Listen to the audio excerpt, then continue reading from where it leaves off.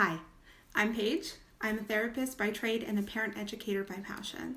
What I do is I work one-on-one with parents to help them identify their parenting strengths and struggles, create a unique plan specific to their parenting needs, and then stuff their parenting stockings full of tools and strategies to help them be the parent of their dreams. I'm here today to talk about the mom guilt mindset and how to identify overwhelm in our mindset without shoulding on ourselves. Today, I'm going to talk about perceptions and how the perception of what we're doing in our workload can lead to parental burnout. 2 signs of parental burnout. And finally, 3 activities that you can do to participate in self-care, buzzword, to reduce your parental burnout and maximize your enjoyment in being a parent. I am working full-time. I'm an entrepreneur. I'm also a mother to 3 young children. So wearing so many hats and being really busy sometimes makes me feel like what I am doing for my children isn't enough. It's not positively impacting them. It's not affecting their lives. This is an example of parental fatigue, and it stems from the mindset. Parental fatigue is the mindset that the demands of our children and family outweigh our resources, energy, or ability to meet the needs of our kids. Parental fatigue is one of the number 1 things that leads us to act on mom guilt, even though in our logical brains we know it's ridiculous.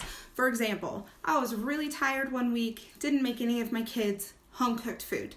At her school, my oldest teacher told her that she's not allowed to bring fruits back to school because sugar will make her sick. So I started to feel really guilty that the food I was feeding my children wasn't good enough for them and I didn't have time to make more food. So what did I do? I acted on it. I made a white bean, made a really intricate soup that took a really long time to make, all organic ingredients, only for none of my kids to eat it because it looked like mush. That's one example of how my perceived mindset of what I was able to offer, not meeting the needs of my children, led me to act on mom guilt and should on myself by making some not great soup. The second thing we're going to talk about is signs of parental fatigue. So a big sign of parental fatigue is that you start believing that what you're doing isn't making a difference for your children. You're starting to feel sad, you're starting to feel hopeless, and you're starting to feel like you're just not an effective mom.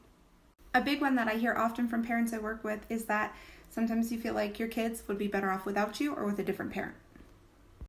One of the biggest signs of parental fatigue to let you know that you are in the mindset of parental fatigue is shoulding on yourself. I should not yell at them. I should have kept my temper. I should have done this instead. I should have made them wear socks outside. Mama, you should not should on yourself. Now you're here, you know, the mindset of mom guilt, shoulding on ourselves, you've identified some signs.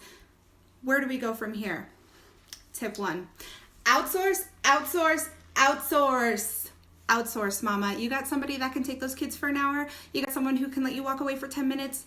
You outsource that baby. You'll be better for it. Hey, for some of us, outsourcing isn't an option. We either can't afford childcare, we don't have people we trust, or that can support us, right? So what else can we do? Thing 1, I want you to work on your perception. So parental fatigue is the perception that what you're doing is not enough to meet the needs of your kids.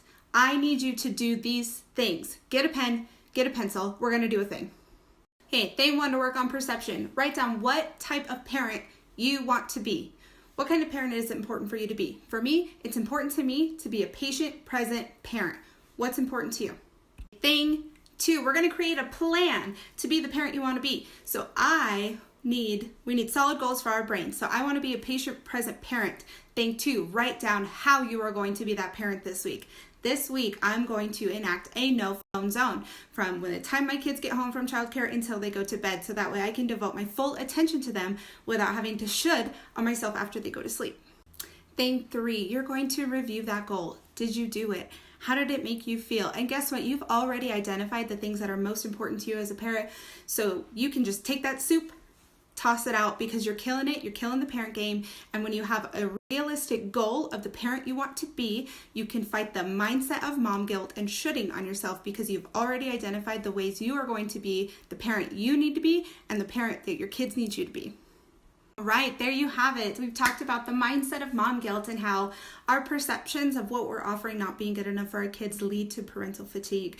We talked about, too, the signs of parental fatigue, especially shoulding on yourself. And thing 3 was a plan to get you started on creating actionable steps and clearly defined goals to be the parent you want to be to avoid the mindset of mom guilt and not shitting on yourself.